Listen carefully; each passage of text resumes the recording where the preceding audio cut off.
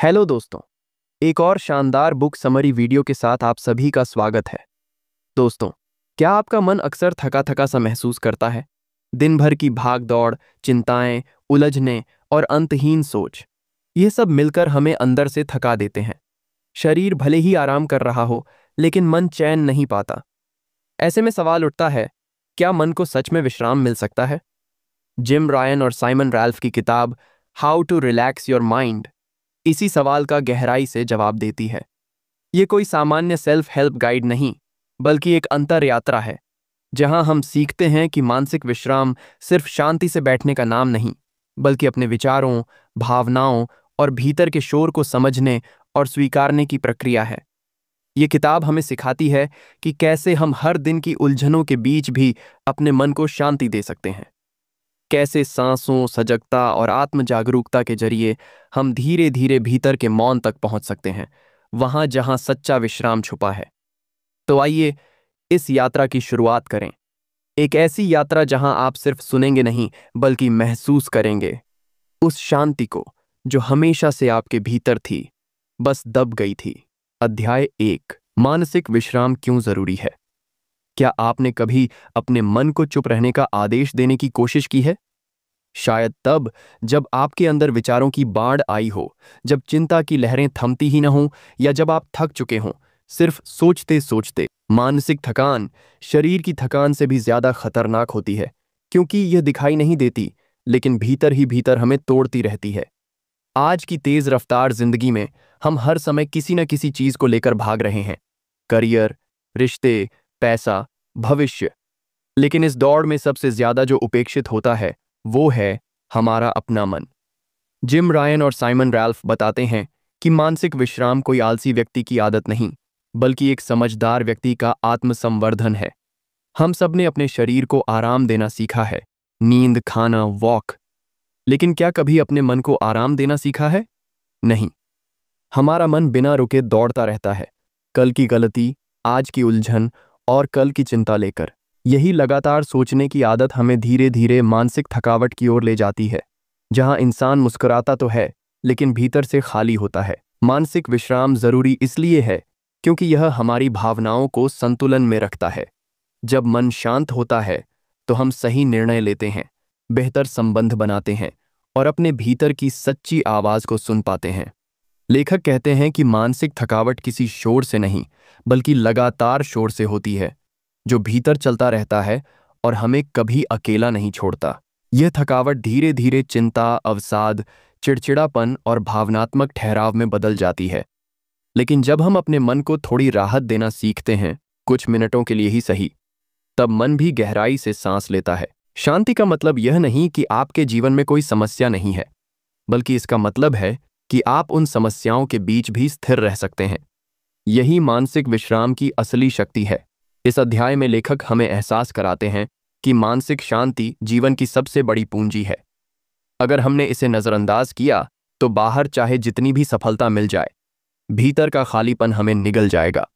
इसलिए सबसे पहले जरूरी है रुकना, खुद को सुनना और यह समझना कि मानसिक विश्राम कोई विकल्प नहीं, आवश्यकता है। अध्याय 2, अपने विचारों को पहचानना। क्या आपने कभी गौर किया है कि दिन भर आपके मन में कितने विचार आते हैं? सुबह नींद खुलते ही मन किसी प्लानिंग में लग जाता है। आज क्या करना है, किससे मिलना है, वो काम तो रह गया था।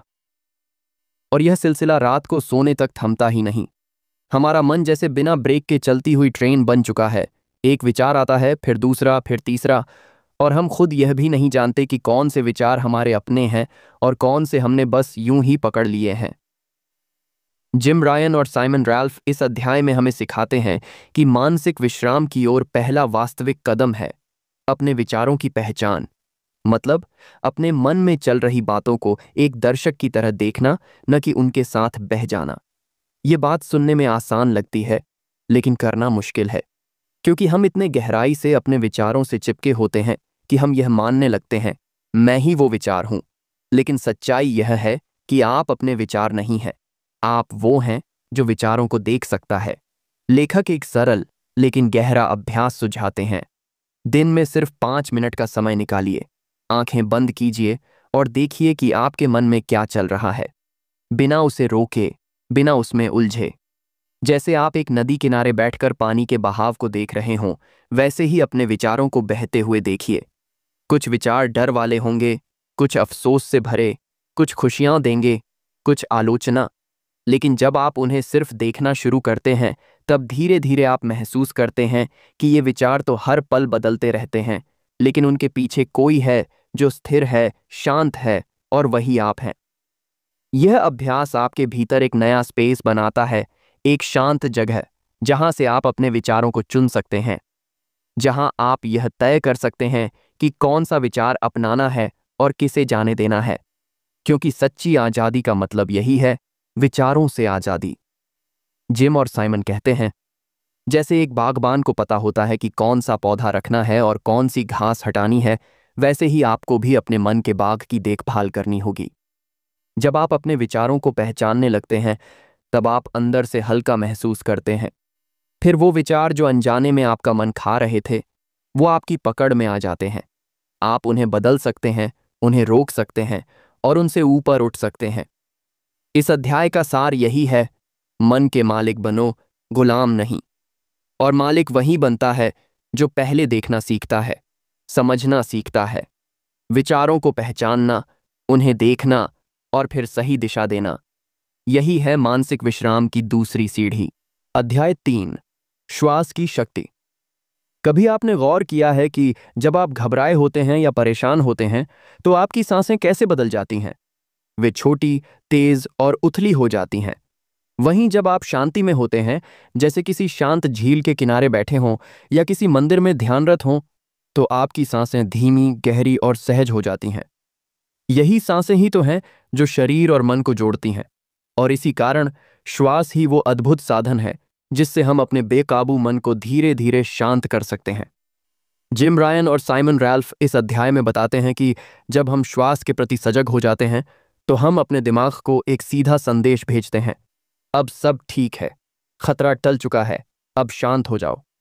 और यहीं से शुरू होता है मानसिक विश्राम का एक और गहरा अध्याय।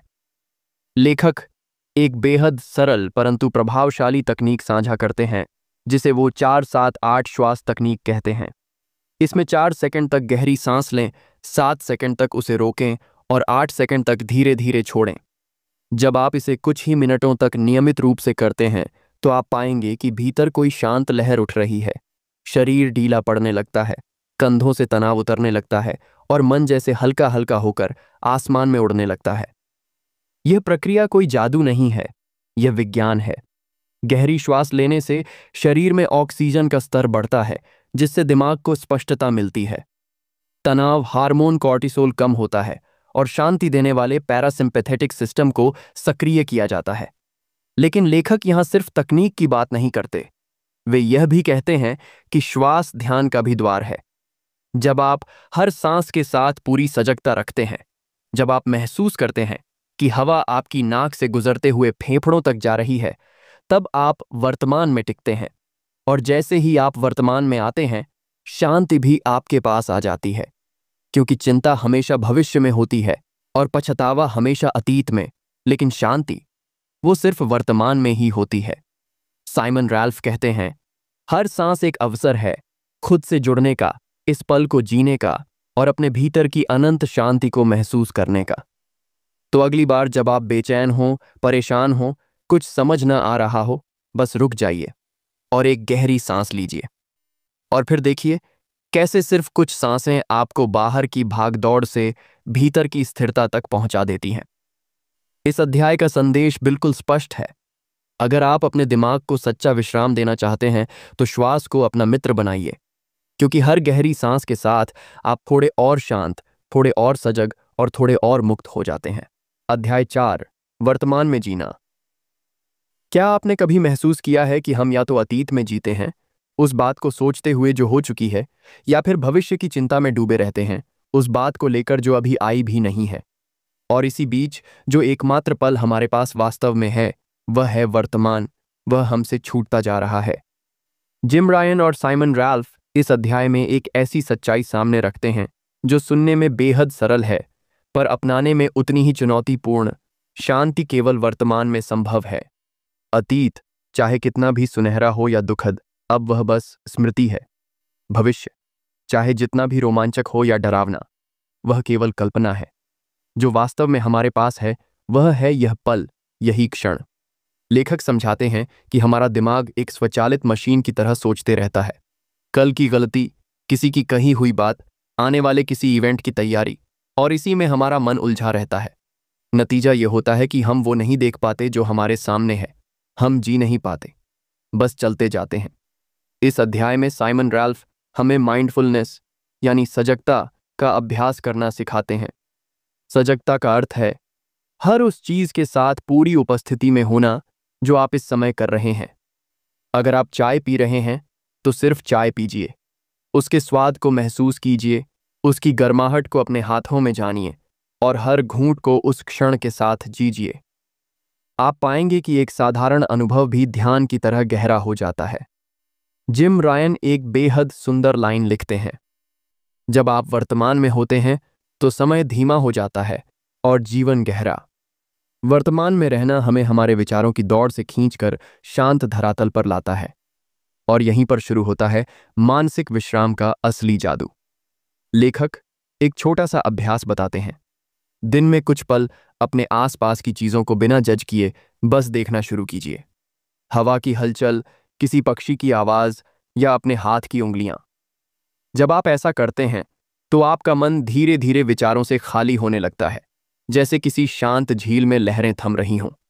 अक्सर हमें लगता है कि खुशियां किसी बड़े लक्ष्य या भविष्य की उपलब्धि में छुपी हैं, लेकिन लेखक हमें याद दिलाते हैं कि सच्ची शांति न बाहर है न बाद में, वह अभी है और यहीं है। यह अध्याय हमें वर्तमान के चमत्कार से जोड़ता है। जब हम इस क्षण में पूरी तरह उतर जाते हैं तो वही पल ध्यान बन जाता है, वही पल विश्राम बन जाता है, और धीरे धीरे हम समझने लगते हैं कि मानसिक विश्राम कोई जटिल प्रक्रिया नहीं, बल्कि यह सीखना है कि कैसे पूरी तरह से यहाँ और अभी में जिया जाए। तो अगली बार जब आपका मन अतीत की गलियों में भटके या भविष्य की अनिश्चितता से डरने लगे, तो बस एक गहरी सांस लीजिए और खुद से कहिए, मैं यहाँ हूँ इस पल में, और यही पल सबसे कीमती है। अध्याय 5, डिजिटल डिटॉक्स, एक शांति भरा विराम। क्या आपने कभी ध्यान दिया है कि आपके हाथ अपने आप फोन की ओर बढ़ जाते हैं? नींद से उठते ही पहला काम नोटिफिकेशन चेक करना, बोर होते ही स्क्रॉल करना, अकेले होते ही स्क्रीन से बात करना।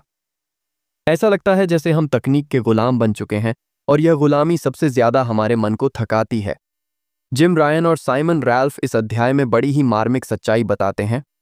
हमारा दिमाग अब जानकारी से नहीं थकता, बेहिसाब जानकारी से थकता है। हर दिन हम इतना कुछ देखते, सुनते और पढ़ते हैं कि हमारा मस्तिष्क बिना रुके प्रोसेस करता रहता है।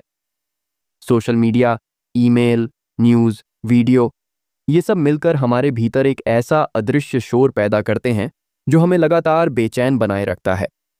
लेखक कहते हैं कि डिजिटल यंत्रों का सबसे बड़ा नुकसान ये है कि उन्होंने खाली समय को हमसे छीन लिया है। वो समय जब हम सिर्फ होते थे, बैठते थे, सोचते थे, महसूस करते थे।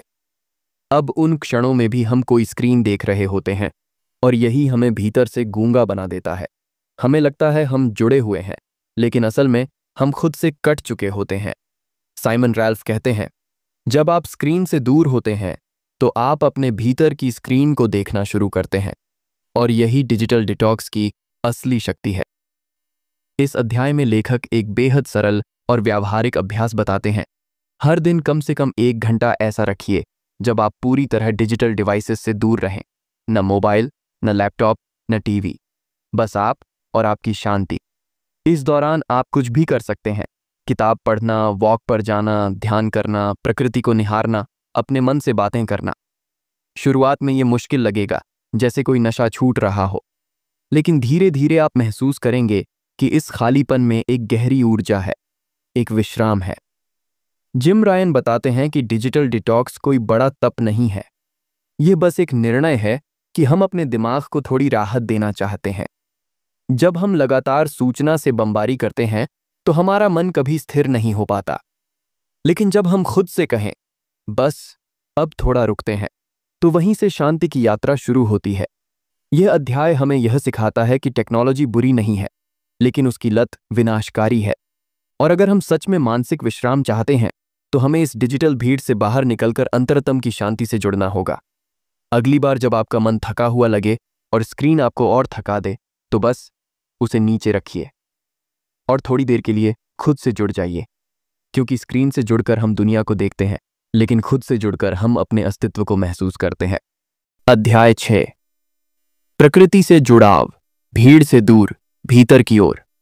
जब आखिरी बार आप किसी पेड़ के नीचे चुपचाप बैठे थे, याद है? जब आपने मिट्टी की खुशबू को महसूस किया था, बारिश की बूंदों को हथेलियों में थामा था, या किसी पक्षी की आवाज को ध्यान से सुना था। शायद बहुत वक्त बीत चुका है, और शायद इसीलिए आज हमारा मन इतना थका हुआ, उलझा हुआ और बेचैन है, क्योंकि हमने उस स्रोत से नाता तोड़ लिया है जहां से जीवन की असली ऊर्जा आती है, प्रकृति। जिम रायन और साइमन रैल्फ इस अध्याय में बड़े ही कोमल भाव से याद दिलाते हैं कि प्रकृति ही सबसे पुराना, सबसे खामोश और सबसे प्रभावशाली मानसिक चिकित्सक है। न कोई डॉक्टर की फीस, न कोई दवाई, बस थोड़ी देर पेड़ के नीचे बैठना और मन अपने आप स्थिर हो जाता है। लेखक कहते हैं कि हमारा मन भी एक प्राकृतिक तत्व है, हवा, पानी, मिट्टी और आग से बना हुआ, और जब वह इन तत्वों से जुड़ता है तो उसकी रचना फिर से संतुलन में आ जाती है। जब आप किसी हरियाली भरे स्थान पर होते हैं तो भीतर का तनाव अपने आप बहने लगता है, कंधों का बोझ हल्का होता है और दिल की धड़कनें स्थिर हो जाती हैं। साइमन रैल्फ इस अध्याय में एक अद्भुत अनुभव साझा करते हैं। जब मैं रोज सुबह पेड़ों के बीच 15 मिनट टहलने लगा, तब मुझे पहली बार यह समझ में आया कि मैं सांस ले तो रहा था, लेकिन जी नहीं रहा था। वो हर सुबह जैसे मेरी आत्मा को फिर से जीवित कर देती थी। जिम रायन इसे प्रकृति ध्यान कहते हैं। जब आप किसी पेड़ के पास बैठते हैं और बस उसे निहारते हैं, उसकी शाखाओं को, उसकी पत्तियों की हलचल को और उस मौन को जो उसमें गहराई से बसता है, यह मौन धीरे धीरे आपके भीतर उतरने लगता है और आप महसूस करते हैं कि बाहर की दुनिया कितनी भी अशांत हो, प्रकृति के भीतर शांति की एक अखंड धारा बहती है जो आपको भी छू सकती है। लेखक सलाह देते हैं कि हर हफ्ते कम से कम एक बार प्राकृतिक स्थानों में समय जरूर बिताइए, बगीचे में, किसी पार्क में, नदी किनारे या खुले आसमान के नीचे। और जब वहां हो तो सिर्फ होइए, न फोन, न सोच, न बात, बस उस क्षण की उपस्थिति में समर्पण कीजिए। आप पाएंगे कि वहां कोई शब्द नहीं होंगे, लेकिन एक अदृश्य संवाद शुरू हो जाएगा आपके और प्रकृति के बीच। इस अध्याय का सार यही है, प्रकृति हमें याद दिलाती है कि जीवन को जिया नहीं जाता, महसूस किया जाता है। जब हम मिट्टी से जुड़ते हैं तो हम फिर से अपने असली रूप से जुड़ते हैं, सरल, मौन और शुद्ध। तो अगली बार जब आपका मन भारी हो, उलझा हुआ हो, परेशान हो, किसी पेड़ के नीचे बैठिए, आंखें बंद कीजिए और सिर्फ सुनिए, क्योंकि वहां जो मौन है वही आपकी सबसे सच्ची दवा है। अध्याय 7, मौन की साधना, शब्दों के परे, आत्मा के पास। क्या आप कभी पूरी तरह चुप रहे हैं? न किसी से बोले, न कुछ लिखा, न किसी स्क्रीन को छुआ, बस अपने साथ बैठे रहे, पूरी तरह मौन में? अगर नहीं तो यकीन मानिए, आपने अब तक अपने भीतर की सबसे सुंदर आवाज को सुना ही नहीं। जिम रायन और साइमन राल्फ इस अध्याय में मौन को केवल शब्दों की अनुपस्थिति नहीं, बल्कि मन की उपस्थिति मानते हैं। वे कहते हैं कि मौन वह स्थान है जहां से सारे विचार शुरू होते हैं और जहां लौटकर सारी बेचैनी विश्राम पाती है।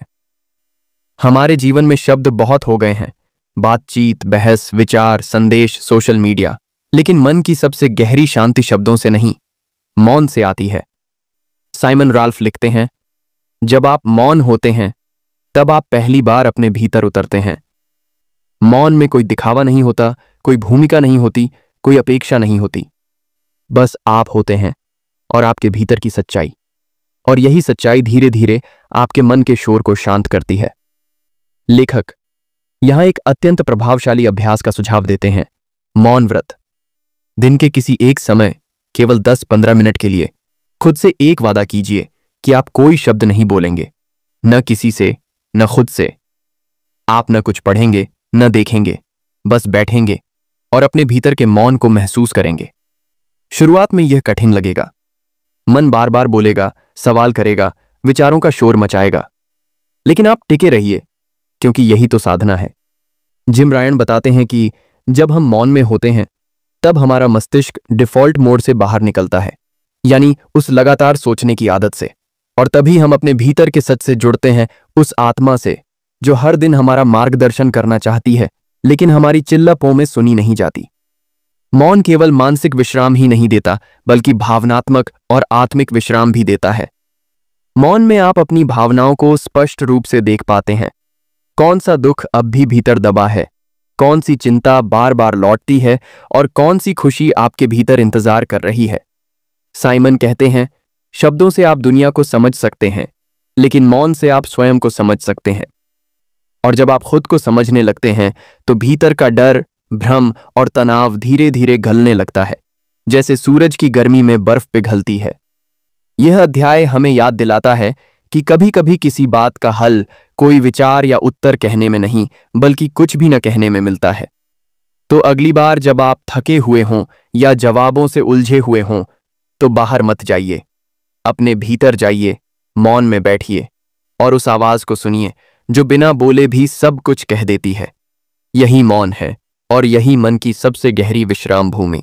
अध्याय 8, कृतज्ञता और क्षमा, मन का असली शुद्धिकरण। क्या आप जानते हैं कि हमारे मन को सबसे ज्यादा बोझ किस बात का होता है? न तो कोई काम, न कोई समस्या, बल्कि वो भावनाएं जो हमने वर्षों से अपने भीतर दबा रखी हैं, जैसे शिकायत, दुख, अपराधबोध और गुस्सा।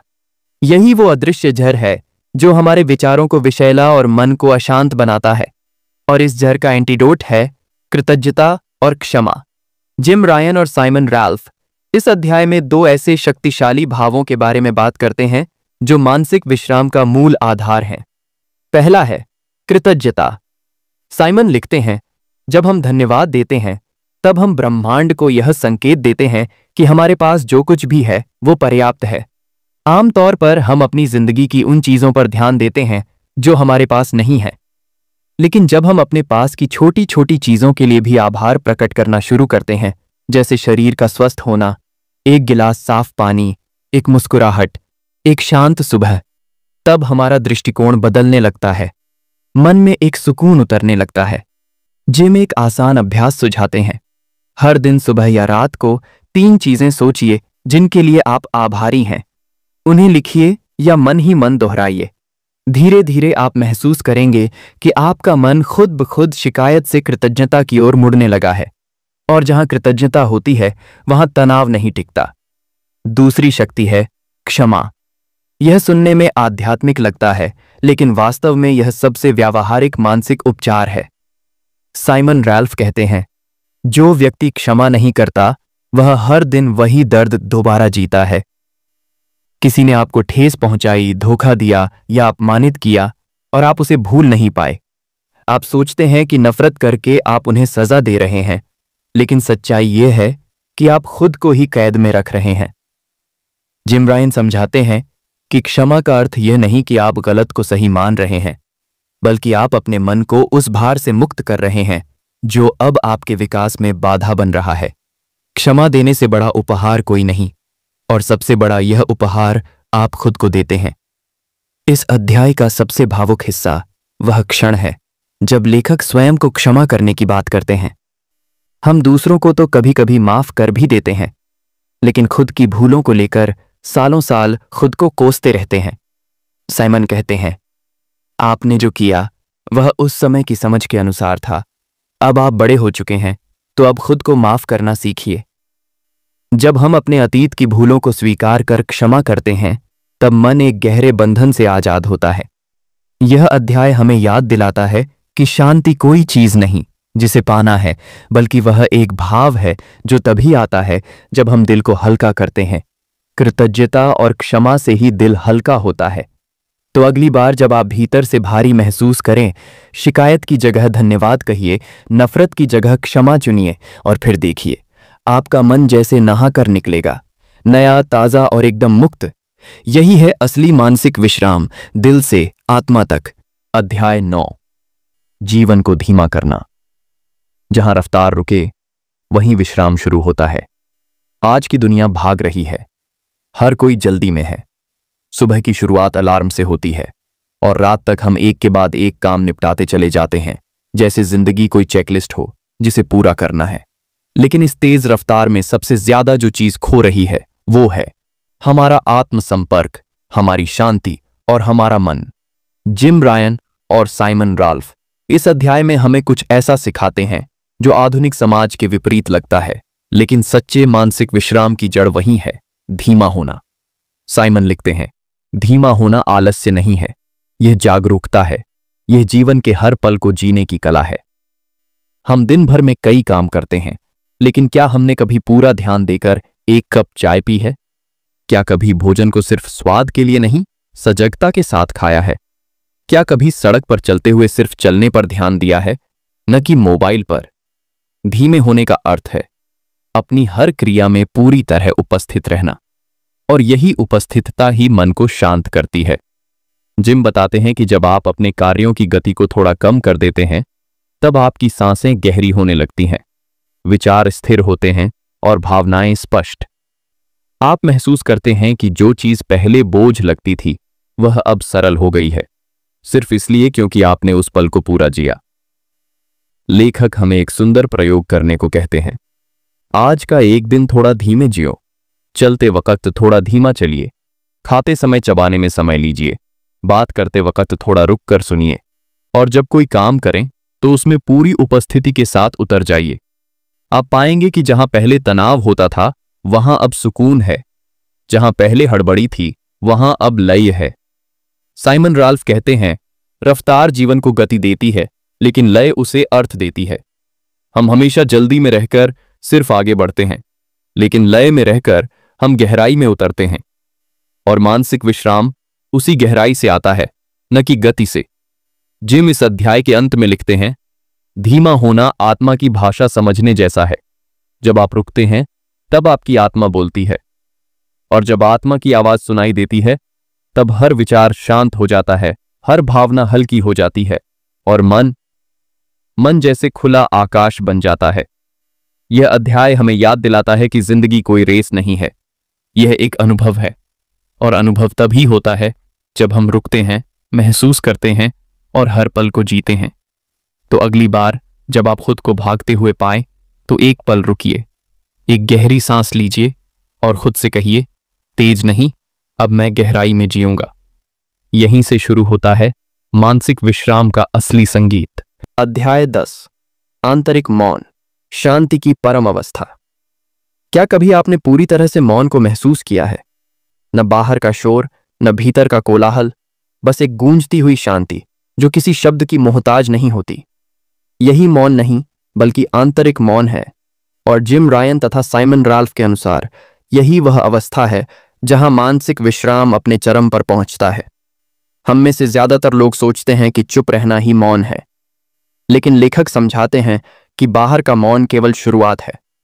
असली मौन तब आता है जब मन भी शांत हो जाता है, जब विचारों की दौड़ थमती है और भावनाएं स्थिर हो जाती हैं। यह मौन कोई खालीपन नहीं है, यह पूर्णता है, ऊर्जा है और जीवन का गहरा अनुभव है। साइमन कहते हैं, जब शब्द रुकते हैं तब आत्मा बोलती है। यह वाक्य सिर्फ सुंदर नहीं, एक गहरा अनुभव भी है। जब हम भीतर के शोर को बंद करना शुरू करते हैं, जैसे कि निरंतर विश्लेषण, चिंता, योजना, पछतावा, तब एक अलग ही शांति भीतर से उभरने लगती है। वह मौन हमें खुद से मिलवाता है, उस सच्चे मैं से जो विचारों, भावनाओं और पहचान से परे है। जिम रायन बताते हैं कि इस आंतरिक मौन की झलक हम ध्यान के माध्यम से पा सकते हैं। ध्यान कोई कठिन साधना नहीं है, यह बस इतना है कि आप कुछ समय के लिए अपनी पहचानें, जिम्मेदारियां, विचार और इच्छाओं को एक ओर रखकर बस होने की स्थिति में आ जाए। शुरुआत में मन भागेगा, सोचों की भीड़ उठेगी, लेकिन हर बार आप खुद को वापस लाएंगे और धीरे धीरे वो अंतराल बढ़ता जाएगा, विचारों के बीच का खाली स्थान जो शांत है, गहरा है और अत्यंत सजीव है। साइमन राल्फ इस अवस्था को स्पिरिचुअल साइलेंस कहते हैं, एक ऐसा मौन जो भीतर से आपको भर देता है। इस मौन में कोई डर नहीं, कोई भ्रम नहीं, बस एक अनुभव होता है, मैं हूं, और इतना होना ही पर्याप्त है। इस अध्याय का सार है, मानसिक विश्राम तब संपूर्ण होता है जब आप उस मौन को पहचानते हैं जो हर विचार के पीछे है। जब आप उस शांति को महसूस करते हैं जो हर भावना के पार है, जब आप खुद से मिलते हैं बिना किसी लेबल, बिना किसी भूमिका के। जिम लिखते हैं, मौन सिर्फ एक क्रिया नहीं, वह आपकी वास्तविक प्रकृति है। और जब आप इस मौन को अपना लेते हैं, तब बाहरी परिस्थितियां चाहे जैसी हों, मन भीतर से स्थिर, गहरा और पूरी तरह विश्राम में होता है। तो अगली बार जब शोर बढ़ जाए, बाहर भी और अंदर भी, तो कुछ पल के लिए एकांत में बैठिए, अपनी सांसों की आवाज सुनिए, विचारों के पीछे छुपे मौन को महसूस कीजिए और उस जगह को पहचानिए जहां कुछ नहीं है फिर भी सब कुछ है। यही है मानसिक विश्राम की अंतिम और सबसे सुंदर अवस्था, मौन, आत्मिक मौन, सच्चा विश्राम।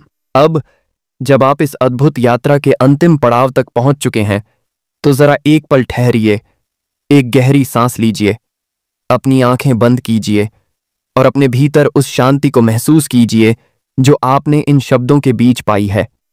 जिम रायन और साइमन रैल्फ की किताब how to relax your mind सिर्फ एक पढ़ने या सुनने का अनुभव नहीं है, यह एक आत्मिक आमंत्रण है अपने भीतर उतरने का, अपने मन को समझने का और अंततः उस विश्राम को पाने का जिसे हम सब जीवन भर खोजते हैं।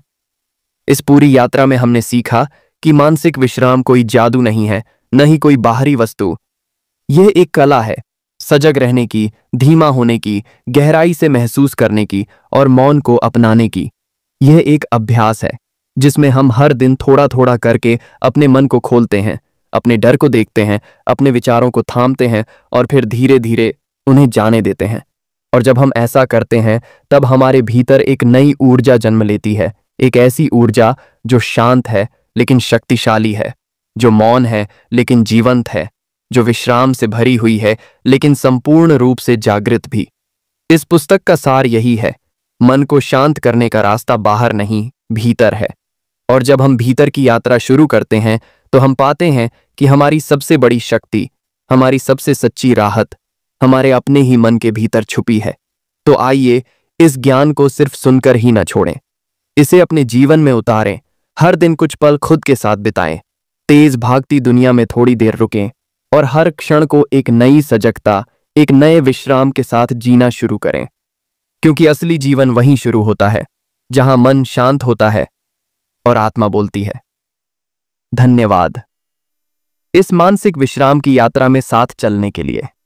अब समय है सिर्फ जीने का नहीं, शांति में जीने का, पूर्ण विश्राम में जीने का, स्वयं से जुड़कर जीने का।